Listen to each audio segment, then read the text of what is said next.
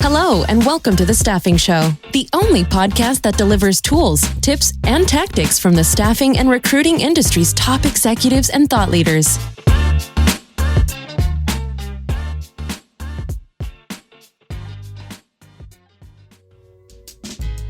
If you're a technology leader in the staffing industry, you're likely feeling the pressure to deliver scalability, efficiency, and innovation in a very fast-moving, dynamic industry. The challenge: siloed systems, security concerns, and the constant demand for automation. At Aviante, we get it. That's why we've built an end-to-end AI and automation-powered platform designed to connect the entire staffing workflow from agency to talent to employer and back. With seamless integrations, robust APIs, SOC 2 Type 2 compliance, and cutting-edge automation, Aviante helps recruiters work smarter, data flow seamlessly, and businesses scale effortlessly. Security, intelligence, performance, it's all built in. If you're ready to elevate your technology strategy, we're here and ready to talk. Visit Aviante.com and take your staffing firm to the next level. Hello, everyone. Thank you for joining us for another episode of The Staffing Show. Today, I am super excited to be joined by Dan Mastropolo, who's the president and founder of Oak City Advisors, and Tim Ratliff, the senior director of technology and innovation at Skillwork. Tim, Dan, super excited to jump into the conversation today. Thanks for joining me. Yeah, absolutely. Thanks for having us. Awesome. Really excited. To kick things off, today we're going to be talking about technology leadership and staffing, and digging deep into some of the challenges that a lot of staffing agencies are facing. But to kick things off, Dan and Tim, maybe we could do quick backgrounds on who you are. And I always like to hear how you guys got into the staffing industry. Yeah, so my background is software engineering. Did a lot of work for defense type projects and a lot of development there. Moved into management and found I kind of enjoyed the opportunity to make the work life better for the engineers. Followed that through to some other industries. A friend of mine that I worked with for several years started Skillwork, which is a skilled trades staffing company. We've always stayed in touch, and he came to me and said, "Hey, I need somebody to head up my technology. We need somebody to understand the strategy, where we're going, understand the tooling, understand what would work best, just put together the whole strategy and lead it forward. Would you be willing to do that?" At that point in time, I was ready to make a change out of the corporate world and understand what small business was, but also understand what the staffing world was. And I've been pleasantly surprised at the size of this business and the opportunities that are here. Yeah, and where were you at before? You had some fairly significant corporate experience, right? Yeah, so I was at Raytheon for 17 years, again, working a lot of defense-related projects, things like that. And then I was at Union Pacific Railroad for just under 10 years, handling a lot of logistic on empty car movements. Awesome. That's great. How about you, Dan? I know you've been on the podcast before, but for those of you that haven't met you yet. Yeah, for sure. So I'm Dan Mastropolo, like you said, president, founder of Oak City Advisors, but I've been in the staffing industry since 2011. Basically, I'm coming into year 15. Started my career with Randstad, started as a general staffing consultant, grew to a top VP, and then really started on the independent side in 2017. 2017 to basically current, I've basically started and exited a couple of light industrial companies, staffing firms. Still am on the board for a company, Staffing A to Z and Shift Fillers, high volume light industrial company. But I started Oak City in 2020, really with a lot of the premise of what we're going to talk about today. Coming from my own agencies, having to map new softwares, ERPs, really try to make my team's ability to be able to operate within those systems. I just ended up really kind of self-taught into all the inner workings of multiple different softwares, primarily JobDiva, Bullhorn, and Aviante. But really starting in a little bit past 2020, we were managing kind of the equivalent of an EOR, got introduced to Venture HR. Venture and I partnered on a couple of different things and ended up actually working with them as I helped build the Venture Staffing Alliance. And while I was there, we took care of about 500 staffing companies, had a lot of integrations into the Prism world. And really, ever since COVID, it just hasn't stopped with the amount of technology that comes into our industry. But one of the things I noticed was a lot of mid-sized firms were just really slow to hiring tech leaders. And a big reason I heard from them of why that was the case was, most of us that built staffing companies basically started in a recruiter or sales seat. We were not technology leaders. And so, there's this little gun shyness that I could feel that most of us didn't feel comfortable managing tech leaders and really knowing what exactly that role was. And to be fair, even in the mid-market, we don't necessarily need them all the time. We need them for, more, system setup, some integrations, reporting. And obviously that changes the higher up the scale as you get towards enterprise and the sensitiveness of it. But it didn't change the fact that it was still a skill that was needed, to really optimize these systems. So, really what I started Oak City, it was really to bring that resource primarily to people outside of the bullhorn world. Today, we do obviously also support bullhorn clients, but it was just really critical to give people an outlet to have somebody that had been there, done that. We take a lot of pride that we're one of the top integration and third-party software companies for the industry today. We have about 18 clients. It's just shy of about $4 billion of revenue in the industry, and just have a really unique outlook of how everybody's utilizing kind of similar tools, but very uniquely different in their own ecosystems. Awesome. With both of your guys' experience, I'm excited to kind of jump into some of the challenges that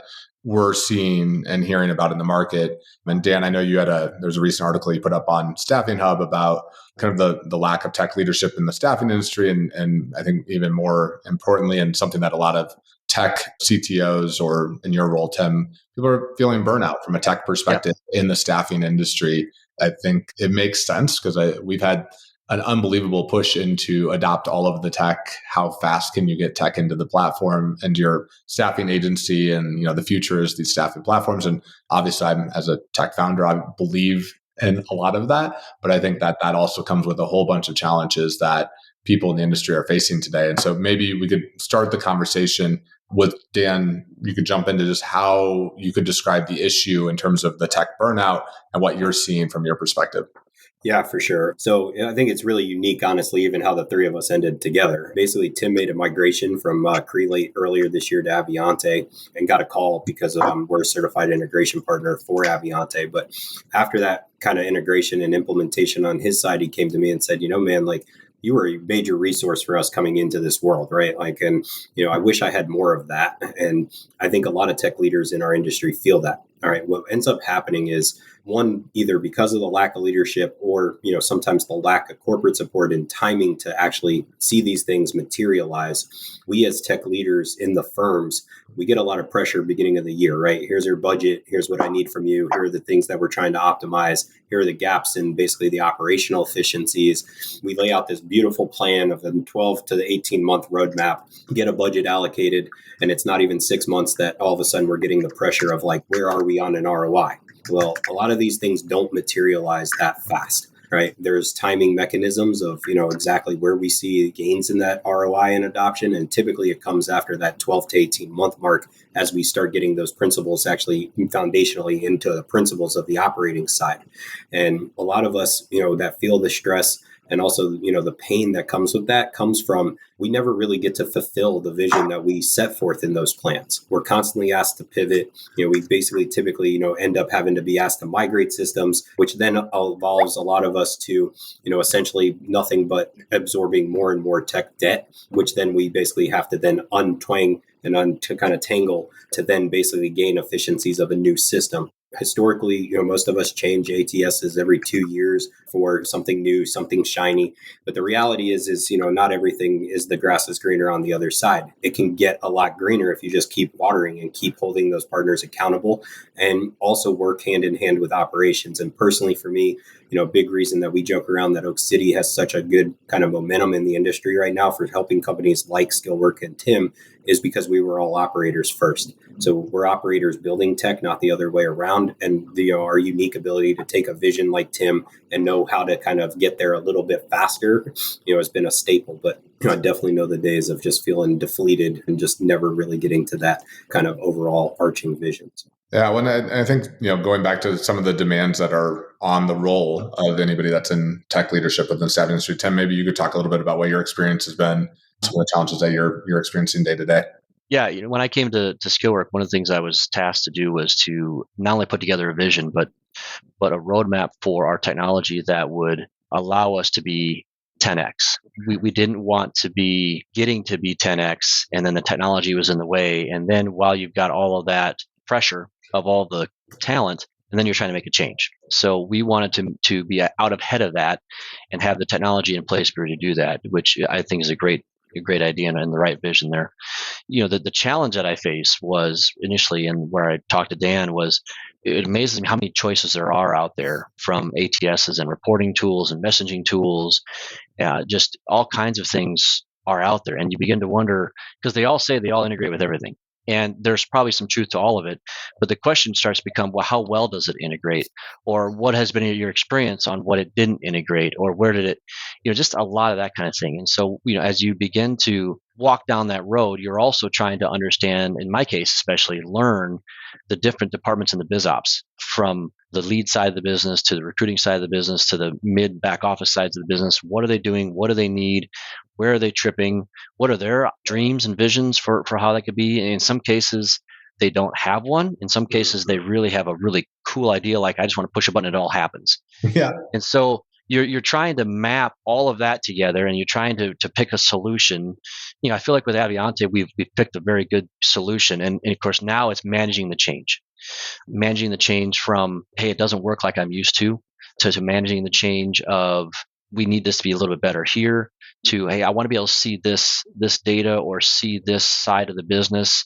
How do I get there? And at Skillwork, we have very positive, very patient, gracious people.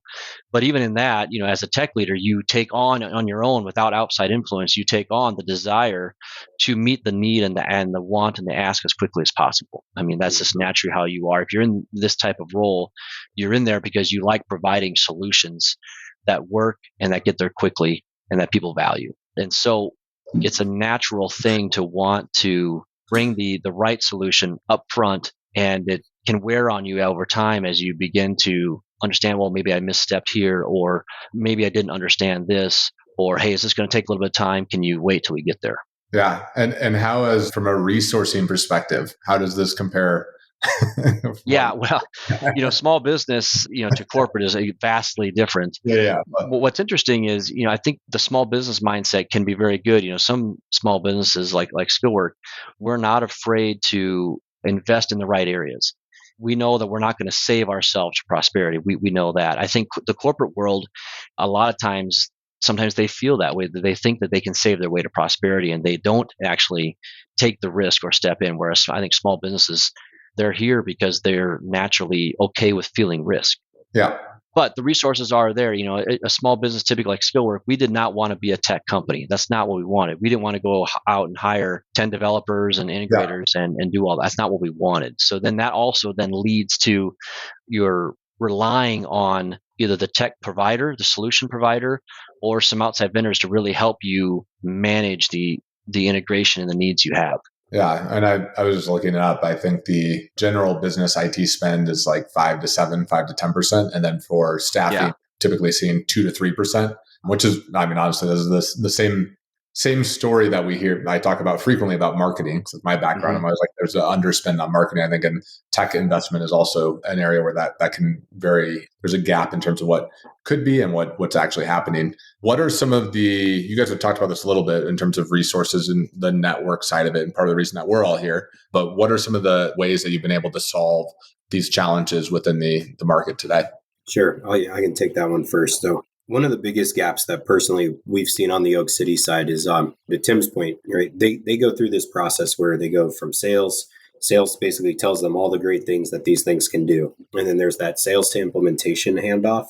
And when implementation gets it, it's really a carte blanche kind of implementation. They've got a checklist. They're not necessarily looking at things like data validation and mapping and truly trying to understand the equivalent business of a Skillworks or the staffing company.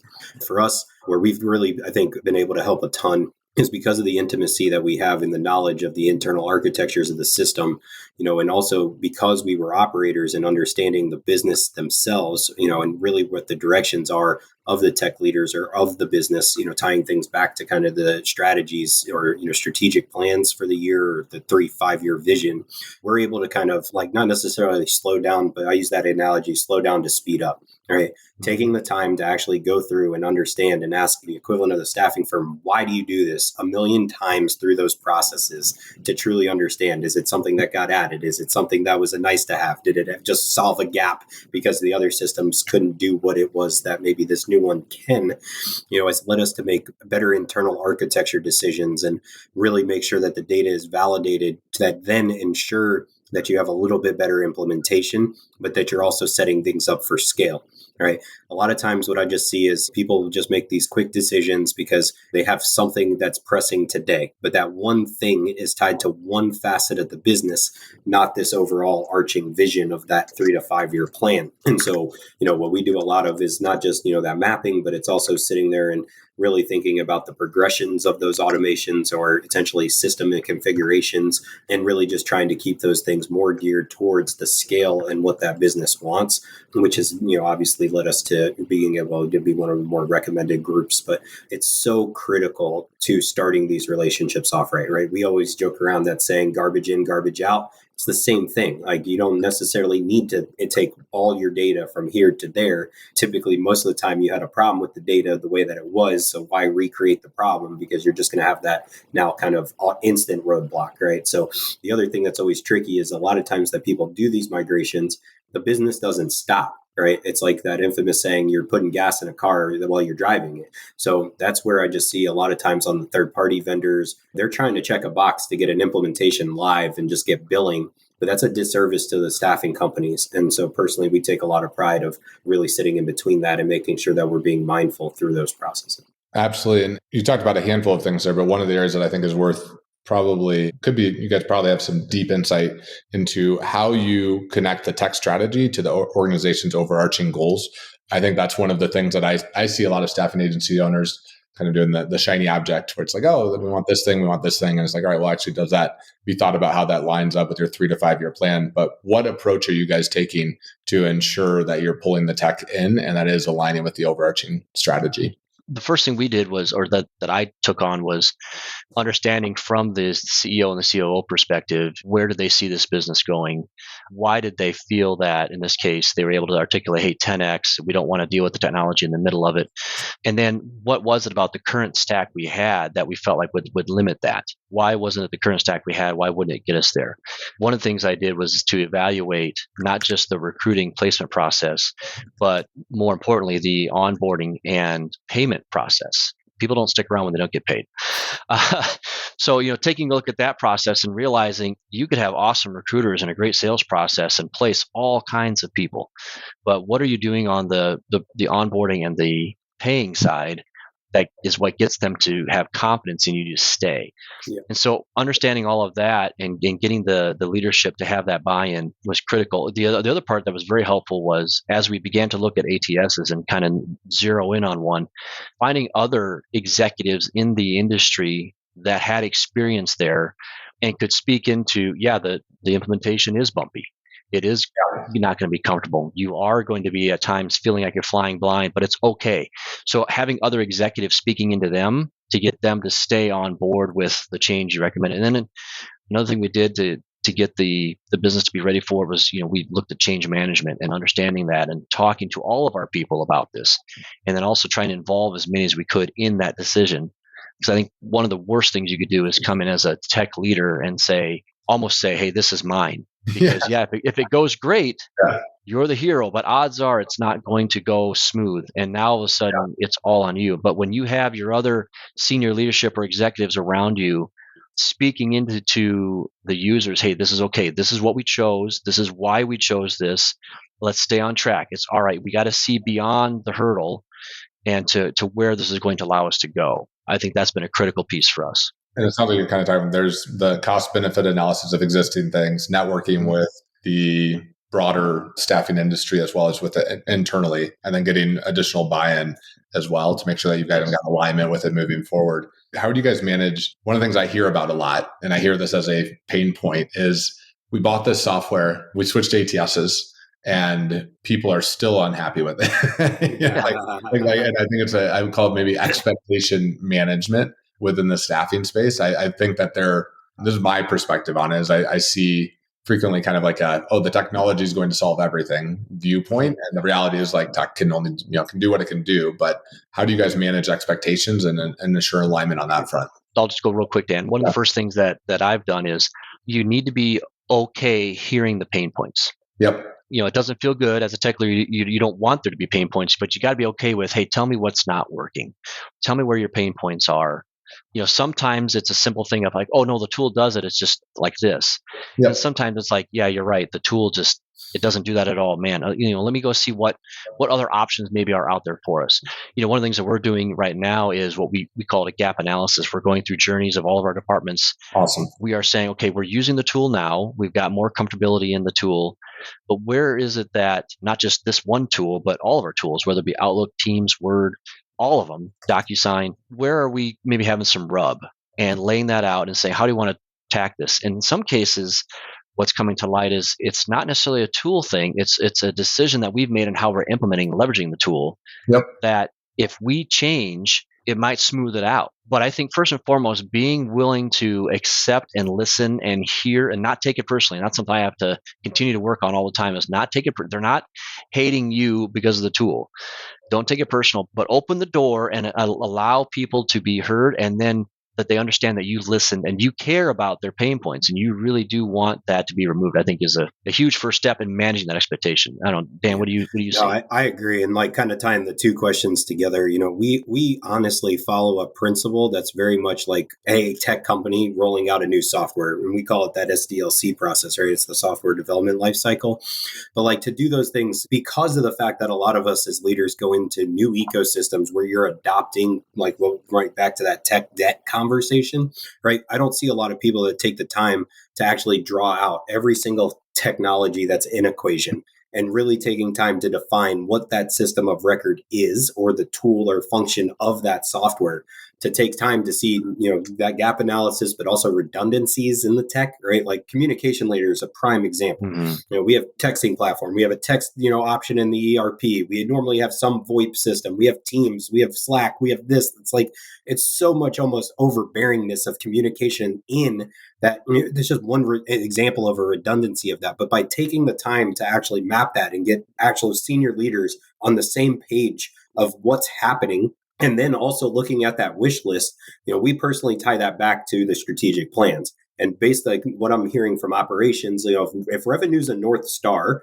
then I'm prioritizing those lifts based on what's going to support that revenue, or whatever that is that year that they're basically telling me is that North Star of what's driving that strategic vision. But typically, to avoid that misalignment and buy-in, it's a lot easier when you include people into those. You carve out your strategic plans. You have those silo meetings between executive team and tech, executive team and tech and operations, and bringing that collaborativeness together. When you do that, it automatically gets everybody bought into the process. They understand their voice is being heard, and they can also understand that when you say no, it's not no forever. It's no for now, because it's not the top thing that's driving what basically the ROIs are being driven from.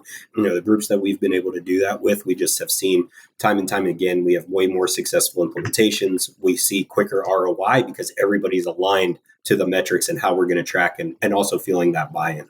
That's great. And with that, so you're going through that process, getting alignment, making sure you're focused on the right activities. Do you guys either have any stories on big successes that you've had? And then kind of a follow-up to that is, are there specific ways that you're ensuring, like, do you have a standardized format for measuring the success and the actual outcomes from a tech leadership perspective? Yeah, I think so. I mean, honestly, we could probably take one that we did together a little bit, right? Like, Tim basically, came in, like I said, migrated Correlate to Aviante. One of the biggest concerns he had was, they have a skills assessment group, with criteria, and they also use eSkill. But really, in this case, we were the most concerned about swivel chairing, right? Nobody wanted to manage an outside system. We wanted to try to get those things into good business practice.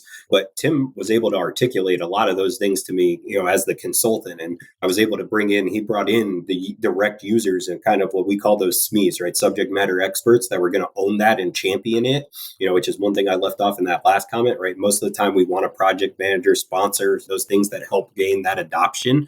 But it didn't take us very long to build the integration. We waited for them to get out of implementation. And from day one, we basically had not too much of a different process of that. I'll let him talk to more about how he's quantifying that in terms of the investment in the ROI side. But for us, because of the fact that we had all of those parties involved, it made it more collaborative. And it also helped our relationship as the consultant and outside party, he felt like we were an extension of his team. I felt like his team was invested in us. And that allowed us to do that in about 45 days, right? That's not normal. Most of it takes 6 months, 8 months, whatever, prioritized through the product. But because we're the outside and we're not dependent on that product teams, we were able to do it a lot faster. Yeah, to that example Dan was talking about and alluding to, one of the things I looked at to measure that ROI was, in this case, for this particular feature, it was how many times were my people having to go outside of the tool to send off this testing and then get the results back and push it back in. And so that particular case, to your point, David, about asking how we measure it, in that particular case, I was measuring the times that we step out of the tool and stay in the tool.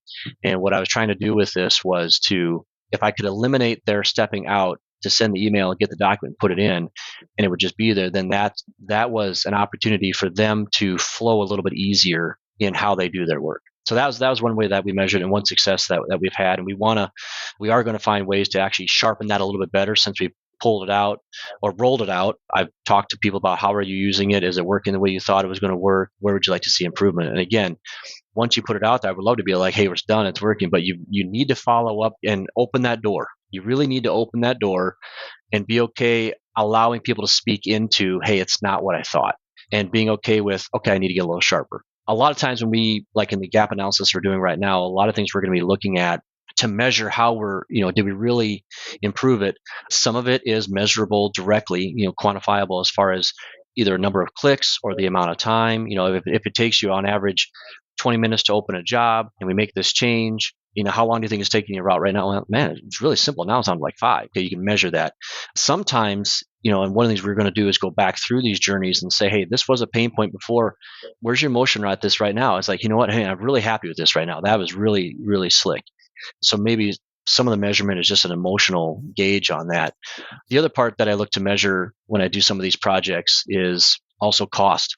Yeah. I mean, it's like, hey, if I can implement this and I can maybe get rid of this tool or sunset this tool, or if there's something custom that I sometimes would build in-house and I don't have to spend my time or somebody else in my team's time to build it in-house, that's another avenue that I'll look at.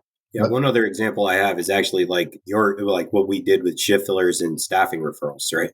Basically for us, like we were probably one of your earlier clients a little bit in, right? And when we started, right, like we were trying to stay out of an ERP completely, right? So that was a V1 integration. We went from ATS, basically put you in the middle of the ATS, and we were going straight to scheduling. Well, we grew so fast, implementation, or our field team basically was like, I need a middle office. Like we need it bad. We want to bring everything that in compliance. So we went to Aviante. You had integrations, but they weren't as mature as what they are today. So we, essentially had some manualness, right? We were able to at least get candidates in. We could get those things, and it was great because we didn't have people coming out of that system. But maybe we were a little bit lacking in kind of that continuous, like now they've been actually interviewed and now they're on assignment. Now we're pending payment. However, we did an NPS after our second year. I think we had like a score of a 12 because we did have that fragmentation. Yeah. So we reconnected, right? We basically sat down, looked at that. Where do we broken? You told me about integrations and optimization, right? With Aviante and the partner to product integration. We once again got that interface though. And now we're in the candidate screen. We can see referrals. We can see the ambassadors, and that whole UI made it a lot easier on the field teams. But we also advanced on our side that integration with our third party payroll system. Well, now that's kind of that, we went V1, V2, now really onto a V3. And now it was fully automated. Well, our referrals jumped 40%. All of a sudden I saw not just the referrals jump, but average length of assignment grew 4 weeks, right? Like there were all these other more quantifiable measurements of the ROI. But that's a prime example of where, most people may have just left after year 1 and say, it's not working, start all over. We stayed committed and now watched you mature, watched Aviante mature it. We influenced a little bit of that maturity. And now all of a sudden, like now we have actual true measurable results, which is equaling to, an extra 900 a month, per candidate and gross margin and all these other things I just mentioned. And I just think it's a good example to kind of point out how those evolutions kind of happen and how you can actually redefine those measurables as maturity takes off. Yeah, I think that's a great example of, and this is for my personal experience with tech investments and having launched a few different companies. I think it's the same for even your website. If you're going to go down to that basic of a level, is like when you invest in these things, the optimization. I think a lot of the value comes from the refinement and the optimization Right. after the fact, depending on what the software is, what it is you're trying to achieve. But with an ATS, payment systems, time tracking, whatever that may be, when you're doing that, it's okay, we've got it up. Now, how do we take these steps to get it to exactly where we need it to be super impactful? Tim said something really quickly earlier, but like you kind of just reiterated it. A lot of these things, like you're going to have different levels of where the gaps are and what the business pressures are. But most of us will go into these things with that like stabilize, normalize, optimize mindset. What I see the most in the industry is we get to that stabilize. We may get to normalize. That optimized side is typically lacking because of, once again, those pressures from typically either our investment groups, PE groups, ownership groups, that just want it instantly and not give that time of the maturity. So we caution all the time, like if you are aligned to, once again, those measurables of where you're going to gain and put processes in place to be able to report those back, you can normally get the time to get to that third level. So I love that. I agree as well. I think there's the focusing on the optimized part. It's always nice to go to what's new, what's next, Right. and what's new. For sure. But, well, you know what? Let's go back and look at where can we optimize with what we have, and especially in the last couple of years, I know we've had more and more conversations with people that are like, how do we get more out of our database? How do we get more out of the existing tech that we have because of the additional resource constraints that we've seen with some of the agencies? One area that I wanted to jump into and feel like you have to talk about it on every podcast is AI, but also not just AI, but kind of future tech trends. Where do you guys, there's so much going on right now with machine learning, AI, the automation is mostly adopted. I don't remember the latest numbers, but the majority of staffing firms have some form of AI that they're using and also some form of automation in place. But what are some of the key trends that you guys see and things that you're excited about in terms of the future of staffing?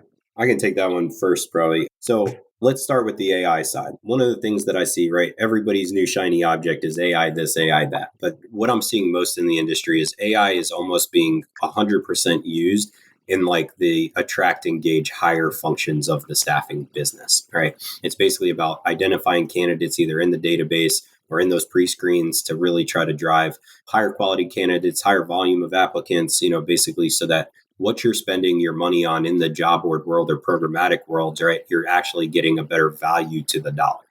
Personally, for me, I've just been in a different spot than some in the industry of like where those things actually have value. What you're hearing a lot of today is most of us on at least the commercial side, high volume staffing, lower skill side, we are not having problems getting applicants. I actually have way too many applicants than I do to the demands and the jobs. All right. So what it's actually done is as we've put AI in, we've actually reversed bottlenecked potential issue in the supply chain. And I use simple math. Let's just say we paid $1,000 to get 1,000 candidates. Back in the day, my recruiters would only touch maybe 10 or 20% of that applicant volume. Well, now AI touches, let's say 80 or 90% of that applicant volume. Means now I just went from potentially 200 applicants now progressing through my compliance channels to 800. And now potentially I'm like, where am I getting the demand to follow? Most of my customers cannot onboard that exponent of exponential value of candidate just because I solved touching more of them and getting more people into a qualified setting. Right. So politely for me, I always get nervous with those things because if you're not safeguarding compliance, you're making, those conditional offers, you're potentially hiring people for jobs you don't have, which comes with co-employment risk. Plus, on top of that, because we can't make biasness in decisions of the actual AI, I still keep human processes in those equations to make sure we're not violating, any of the EU acts. So for us, where we've actually tried to move more of our attention into AI is actually focusing more into like the equivalent of like what we call kind of digital twins, or where do we have basically within functions of the business, human action that we can basically use more things like virtual chatbots and be able to field, more of those day-to-day questions, for payroll, for injuries, for those types of items that just cut back a lot of the call volume or progress those conversations. So we keep that time off of those individuals that were normally getting distracted with those things and keep them tied to the revenue generating or revenue preserving activities. In terms of future product and where I see those things evolving is more to things like sales and more to things like mid and back office, because that's typically the areas that we either can't get demand or we have basically the erosion of our industry because of bad principles, either dealing with third-party systems and no way to validate against those things. Companies like TimeRack and others that I am involved in, I'm seeing them do a lot better job of starting to bring some things for middle office and helping with that aggregation of data. Over time, as we start to get more data into the databases of those are prime areas of using small language modules or large language modules to look at patterns of those behaviors and actually get into more predictive compliance areas, right? Same thing there, also in compliance. That's another area that we're seeing, right? Tacking in knowledge centers and using AI to help, our candidates understand, policy or how we actually want them to work with us and what tools are there to aid those days and kind of gamify that in their day. For me, is a better use of time with AI today than some of that top of the funnel. A lot of these ERPs have AI built in. So getting auto matching or, as we evolve more, the platform plays, right? The whole idea of having matching criteria there is to bring to life the kind of staler database moments. So, for us, we're just spending more time on those other areas. And we also see that as a unique differentiator of how we're using it to some others. That's awesome. Dan's accurate. Where I'm looking to see the AI come in is really, it'll be there on the recruiter side, helping us we want the personal touch to our talent and candidates. So we want to be able to get to the right ones faster, easier, smoother. That will definitely be there. But as Dan mentioned, it's really the mid and back office where eliminating billing mistakes, eliminating the ability to understand what potential states or clients are maybe costing us a little more and recognizing that and pitching the ideas at the front end to say, hey, this is what our bill rate should be because of these areas or what we see there. Being able to understand that my people don't have to learn a new tool. Really, as you mentioned, the language models, I would really like my people to be able to speak to it and not have to learn, okay, I got to go click over here, then I got to go click here, then, but just say, I'm looking for areas in the timesheet that are consistently missing. If they could just say that is where I see the potential on the back office, is because there's really a lot of opportunity to pick up things that fall on the floor and smooth that out. And I think that's one of the areas I'm pushing more towards and not so much on the front of the funnel. One other one that's unique there is imagine being in a position that you can analyze, decades of data around payment history, right? You have a customer that historically pays you 20 days late, 40 days late. Now, all of a sudden, you're getting a request to basically say, hey, you should probably add this amount to your markup to offset this cost, right? That's a big area of where we basically, end up in pressures of cash flow and all these other things. But to me, it's a better use of where we get those dollars back in or potentially recoup that margin that we're used to just writing off at the end of the year. Absolutely. I'm personally excited for the replacement of UI with AI. Yeah.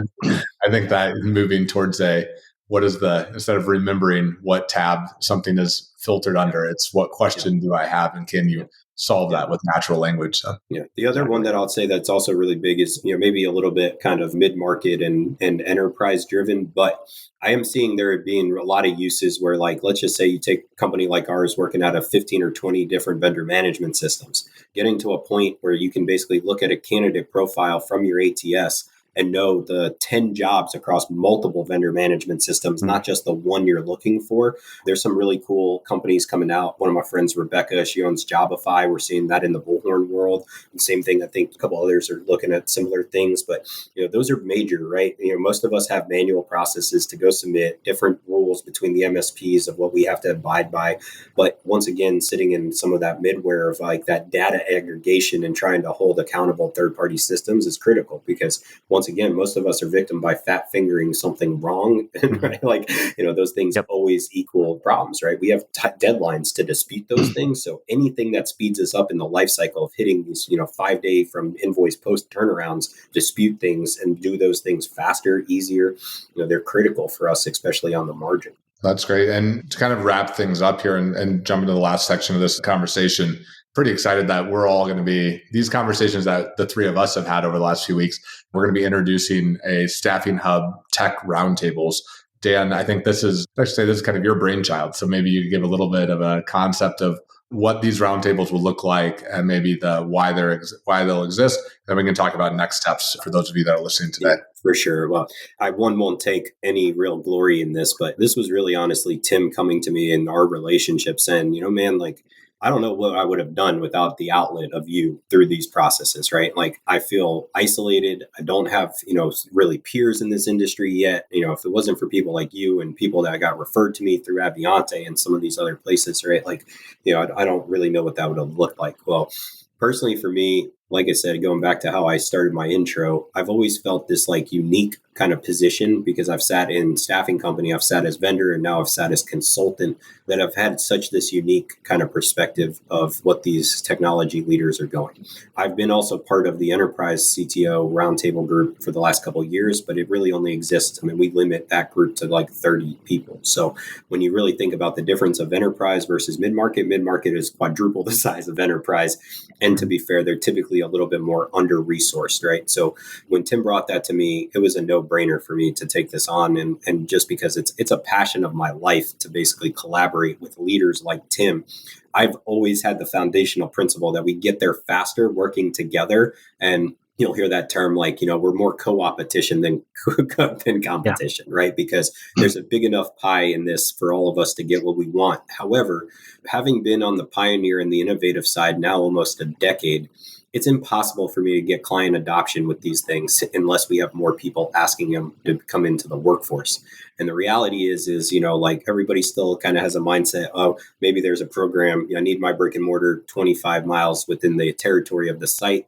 Reality is a lot of that changed in COVID, and we're just at a different world to where more things are able to be done virtually and at a high level, no differently than how the brick and mortars have always operated. But more importantly for us, these people that we interact with, through these ecosystems at this point have become peers to a lot of us. And we're at industry conferences, we only may get 30-minute, little window. Or if you think about some of the industry groups, it's always been CFOs, CMOs.